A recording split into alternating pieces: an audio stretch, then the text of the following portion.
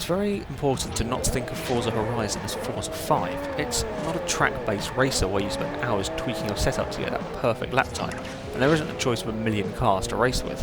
Horizon is all about taking your favourite cars and blasting around some vaguely realistic roads and just generally having fun. Racing games in the past have never been particularly good at storytelling, and thankfully Horizon keeps things simple. There are a number of events to complete and win money, and when you've won enough, you can race for the title of Horizon Champion. Nothing too complicated there though. Where Horizon excels is the atmosphere of the game. When you race in the festival events, you're racing on closed roads with spectators lining the sides, whereas Go Street Racing is mostly run at night and you'll have traffic to contend with. Or, as you're driving along the roads, there are other festival goers in their supercars cruising around. Some might just be driving sensibly, while other times you'll come across groups of them racing. It's also the little things, like the radio stations have songs that I actually recognise, and at night the event itself looks, well, rather awesome. The good news keeps on coming with the way the cars drive.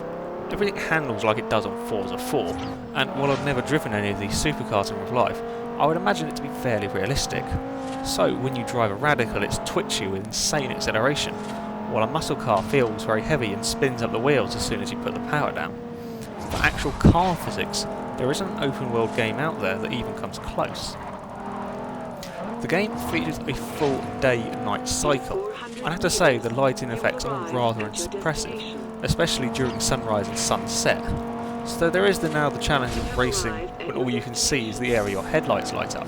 Sadly though, there is no weather effects.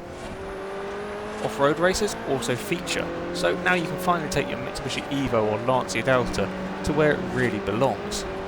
However, the fact is off-road doesn't really seem to make much of a difference. Yes, there is a bit less grip and the camera bumps around, but you'll still end up racing against Ferraris and Lamborghinis, which really shouldn't be there. Outside of just racing, there are a number of other distractions. The upgrade system from Forza 4 is in, with the exception of drivetrain swaps, so if you want to make a normal hatchback into a supercar killer, then you can. However, there is no tuning of setups.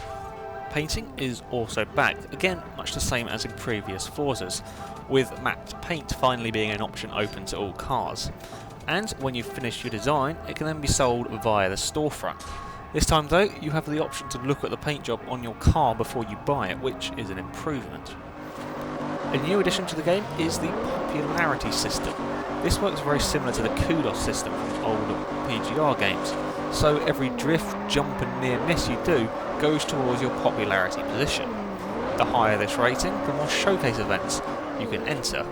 These events are probably the most interesting of the game, as they see racing against non-cars in Top Gear style races.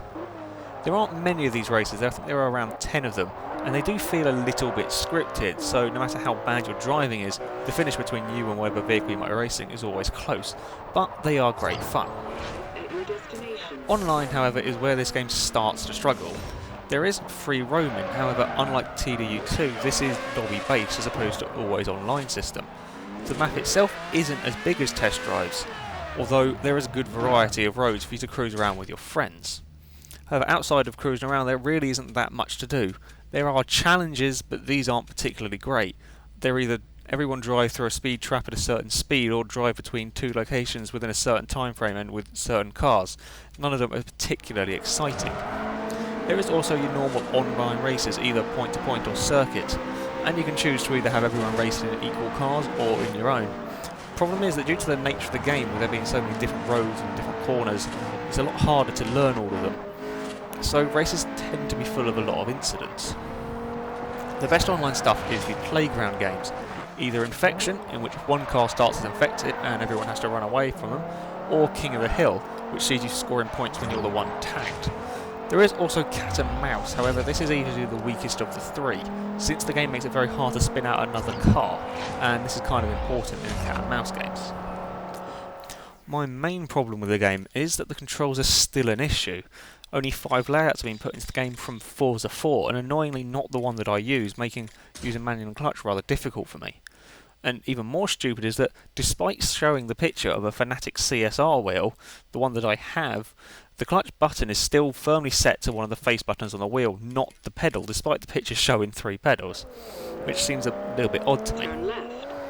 Horizon is a great racing game, there is no doubt about it, and anyone with even a slight interest in cars should consider buying it. There are some issues, yes, but this is considerably better than its main rival, Test Drive Unlimited 2.